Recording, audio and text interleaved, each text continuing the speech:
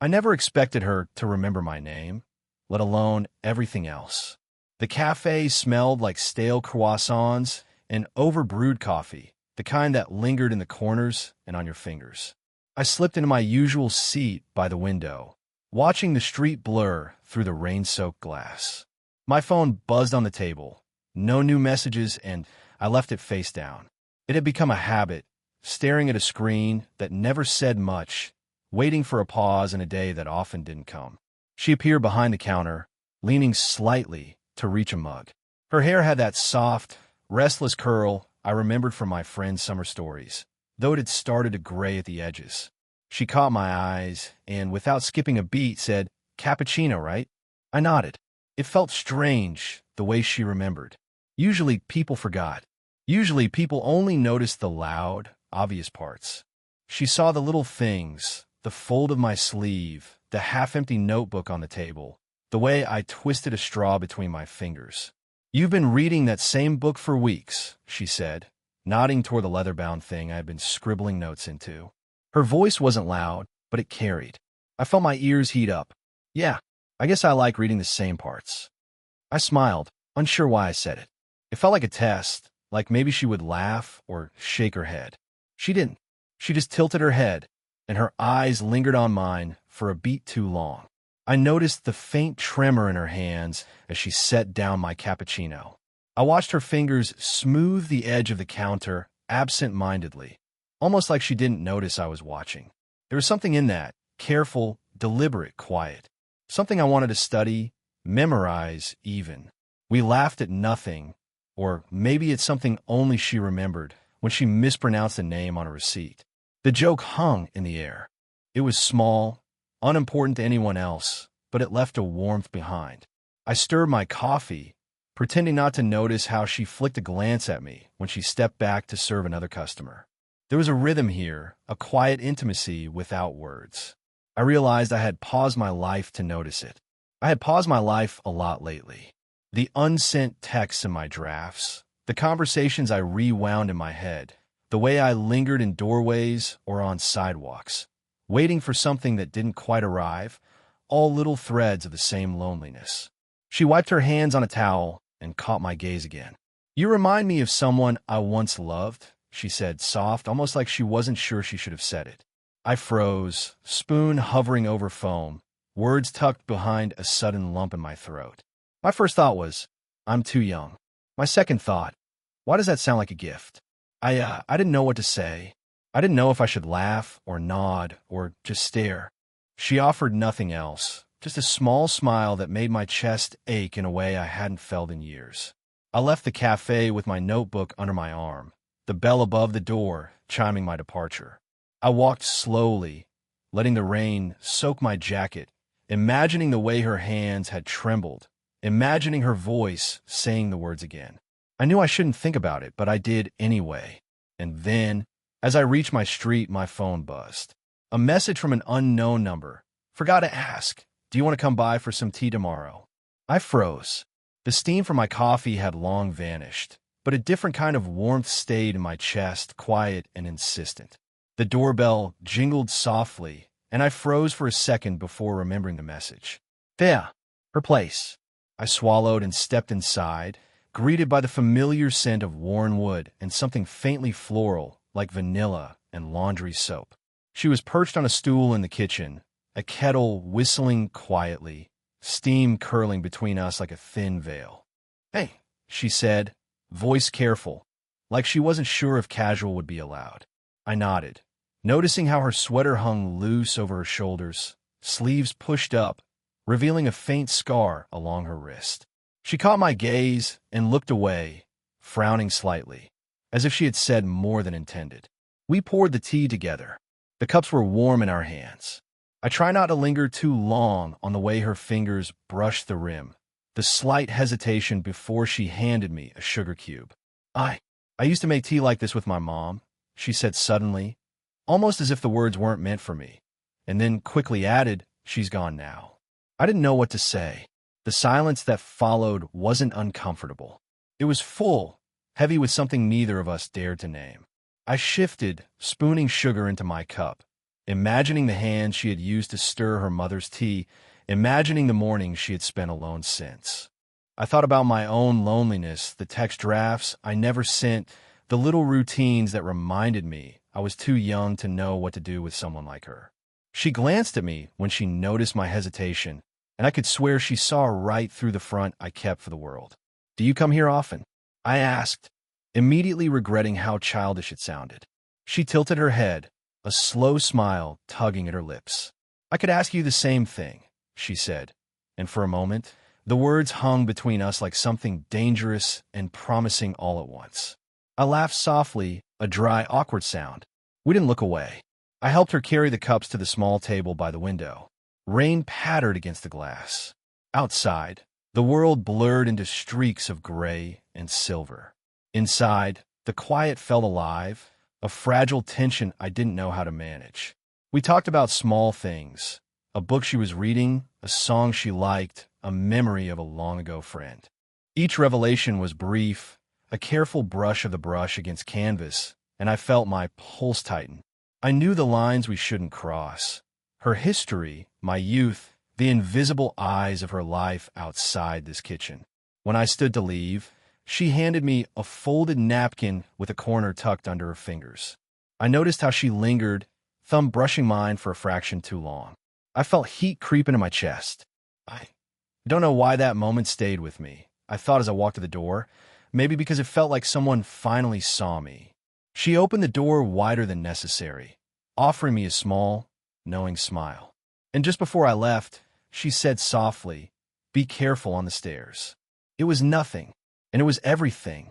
I didn't mean to linger so long in the hallway, but something about the sound of her voice as she washed dishes made it hard to move. She hummed a tune I didn't recognize, just a fragment, like she'd caught herself halfway through.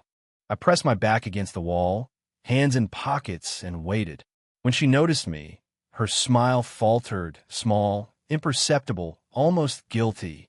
"You still here?" she asked, and I shrugged, not trusting my voice to stay steady. "Just didn't want to leave," I said. My own words sounded absurd, hollow even to me. She tilted her head, eyes narrowing slightly, like she was measuring whether I meant it or not.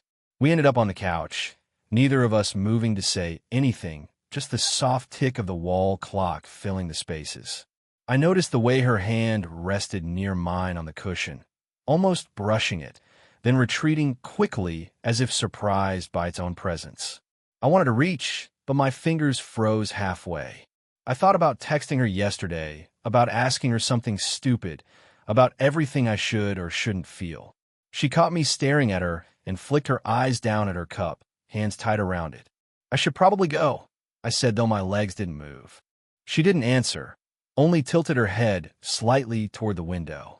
Outside, the streetlight caught in the rain made everything blurry and distant, like a memory I wasn't sure I'd lived. Then came the interruption, the sound of a key in the lock. Her son, my friend, stepped inside, calling her name. She stiffened, the moment snapping in half. I felt my chest tighten as she moved to meet him, quick, professional, motherly. The spell of our proximity broke, and I shifted in my seat, suddenly aware of the space between us. He left to grab something from his room, and she returned, brushing invisible crumbs from her sweater. Our hands didn't touch this time. She looked at me, a quiet question in her eyes, but said nothing. I stood to leave, heart hammering. She followed me to the door, close enough for me to feel the warmth from her coat. Her eyes lingered just a little too long on mine, searching for something she didn't name. I wanted to step closer. I wanted to say everything. Instead, I stopped, too aware of the risk, the age, the invisible rules we were breaking without words. Her hand hovered near mine, as if she wanted to reach out, and I felt my own fingers twitch. For a second, just a second, the space between us shrank, breaths mingling, foreheads almost touching. I closed my eyes for a fraction, imagining what it would feel like, imagining the weight of her gaze on mine. And then a laugh from the other room, sharp and familiar, pulled us apart. Her hand dropped, my hand dropped, and suddenly the room felt too large, too empty. I muttered goodbye, voice soft, unsure, and she smiled that small, knowing way again, the one that made me ache in the quietest part of my chest.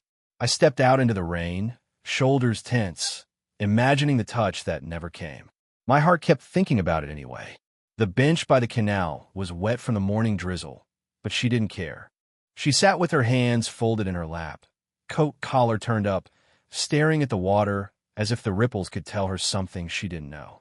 I perched at the edge, careful not to crowd her, careful not to breathe too loudly. "Do you ever regret things?" she asked suddenly, voice low, almost hesitant. I wanted to ask what she meant, but I waited. She pulled a stray hair behind her ear, fingers brushing her neck. A small, human gesture that made my chest tighten. "I don't know," I said finally. "Sometimes, I think about how I should have done things differently. But then, I don't." My words trailed. She glanced at me, a little smile tugging at the corner of her lips, not mocking, just soft.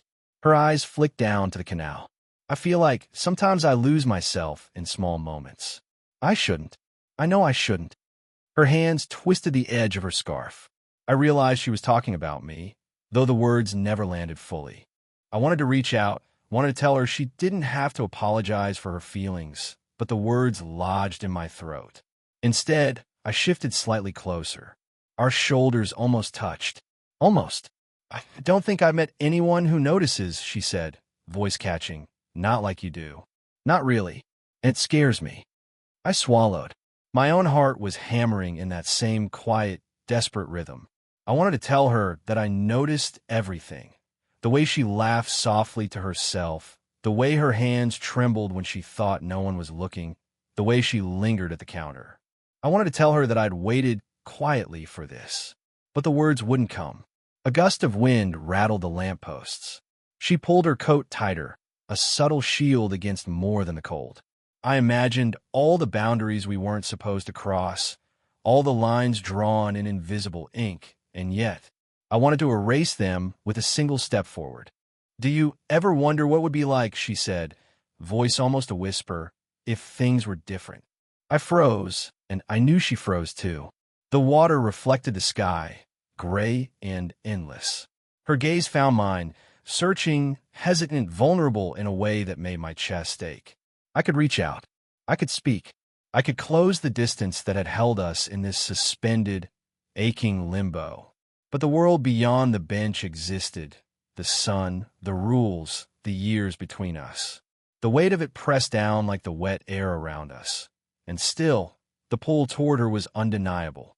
I exhaled slowly, noticing the small gesture she made, a hand brushing the hem of my sleeve, barely a touch, and yet enough.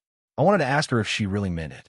I wanted to say her name softly, but all I managed was to shift closer, just enough to feel the warmth radiating from her coat. And then she asked, almost in a question that didn't leave her lips fully, "Do you want this too?" I went to the cafe at the usual time, notebook in hand, hoping she'd be behind the counter, smiling, remembering. But she wasn't.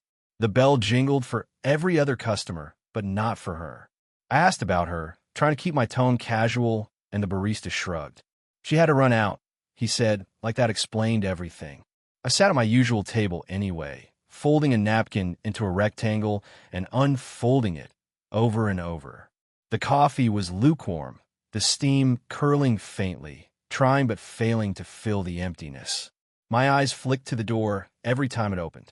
Later, I found her number in my phone, hesitated, thumb hovering. I typed something, then erased it. "Are you okay?" Became, "I hope you're," and then vanished entirely. I didn't send it. When she finally appeared that evening, her smile was there, but it didn't reach her eyes. She moved differently, brisk, precise, almost avoiding the spaces where we had lingered. I tried to catch her gaze, and she offered a quick nod. No pause, no small joke, no accidental brush of hands. It was deliberate, measured. "I thought I'd catch you here," I said, voice quiet, unsure. She glanced at me, then at her watch. "Sorry," she said too fast. Things came up. I noticed the slight tremor in her fingers as she tucked her hair behind her ear, nervous but careful. My chest tightened. Something unsaid hovered, sharp and unnameable. I wanted to ask, but my words wouldn't form. Instead, I watched her pack a bag, the familiar scent of her coat catching me off guard. Something felt off, wrong, like a sentence stopped mid-word. Later that night, I sat on my bed, phone in hand, scrolling through unsent drafts. Each one was a whisper of what I wanted to say. I missed you. Are you okay? I don't, but none became real. My fingers hovered, the room silent except for the hum of the heater. I imagined her, somewhere else, moving carefully, avoiding me, carrying whatever weight I hadn't been allowed to see. Maybe it was her past, a man long gone, a child I had never met, memories she couldn't share. I didn't know. I only knew that the warmth between us had cooled and it was something fragile, teasingly out of reach. The next morning, I went back to the bench by the canal. Empty, rain still dripping from the railings, water gray and reflective. I sat down anyway, hands folded, breathing in the cold. I thought about her, thought about the touch that almost happened, the words almost spoken, the smiles half given. I didn't feel heartbroken. I felt paused, like life forgot to finish the sentence. I typed a message again, thumb trembling. Do you want to? And then deleted it. The chair across from me remained empty, the air too quiet, the moment unresolved. And I waited, because waiting was all I knew to do. I found her in the kitchen, standing at the sink with the window open. The light was gray, diffuse, falling in uneven squares across the counter. She didn't notice me at first. I lingered in the doorway, boots dripping, notebook still clutched under my arm. I didn't expect you, she said, finally turning. Her voice was low, cautious. I needed to see you, I said, though the words felt inadequate. I shuffled closer, unsure whether to reach out or stay back. She leaned against the counter, arms crossed, a small shield against something I couldn't name. For a long moment, we just looked at each other. Her eyes were tired, but attentive, searching. I wanted to tell her everything, that the days without her had been quiet ache, that I noticed her in ways she hadn't realized, that I had waited and wondered if she noticed me too. But I didn't, not all at once. Instead, I started small. I kept thinking about the other day, on the bench, the canal. My voice trailed off. I shifted my weight from one foot to the other. She uncrossed her arms, hands gripping the edge of the counter. I wasn't sure I should. I know.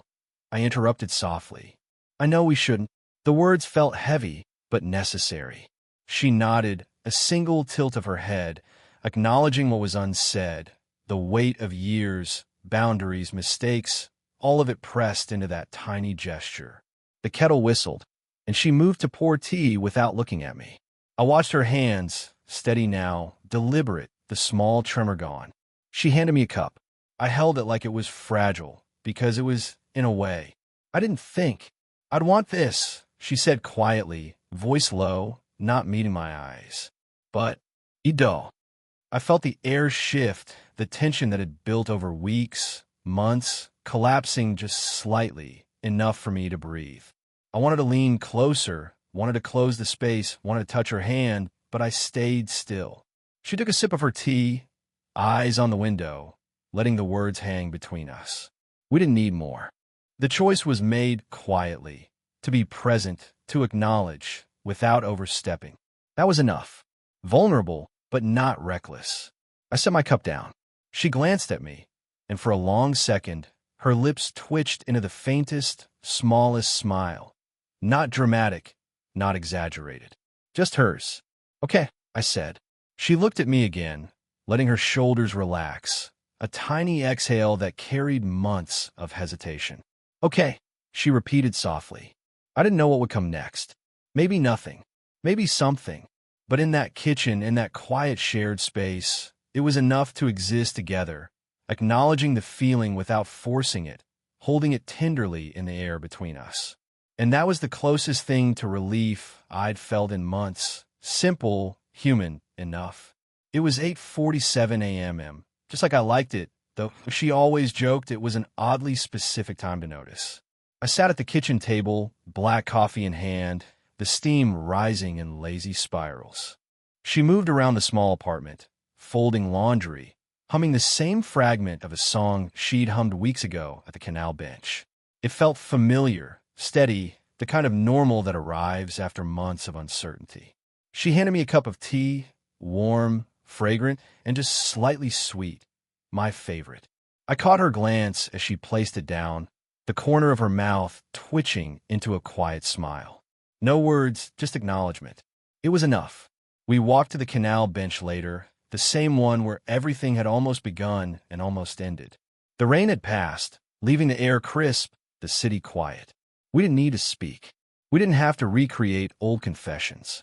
Instead, we sat side by side, shoulders brushing, watching the water move. "You brought the notebook," she said softly, noticing it tucked under my arm. I nodded.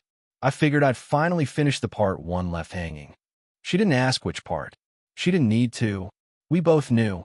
Days had passed, routines had settled, but the tension that once held us in fragile suspense had softened into small, earned habits. Tea in the morning. Coffee at the cafe on Thursdays. Shared glances that lasted a beat too long, lingering just enough to feel like ours alone. I watched her smooth the edge of the bench, fingers brushing the wood as she always did. My own hand twitched to meet hers, but I waited for the small, deliberate pause, and then she slid her fingers into mine anyway. No rush, no grand gesture, just the quiet certainty that we belonged here, together, in these small, fragile ways. Later, back at the kitchen table, she poured herself coffee, black like mine, and we drank in silence. I noticed how the light fell across her cheek, how her eyes caught it just so, and I smiled without thinking. She caught it and returned it with a tilt of her head, subtle, knowing, and the ache of longing that had haunted me months ago softened into warmth. I didn't feel like I had won anything or that anything had changed dramatically. Life was still messy. Her past, my hesitation, the world outside our small routines, all still existed. But here, now, there was a quietness that wasn't empty. There was presence, attention, and care. I stirred my coffee, watching the swirl, and thought about the first day I had noticed her hands tremble, about the bench, the canal, the near kisses, the unsent texts, the morning tea. Everything that had built toward this, subtle, careful, unspoken, felt alive in the most ordinary way. She caught my gaze and raised her cup in a tiny toast.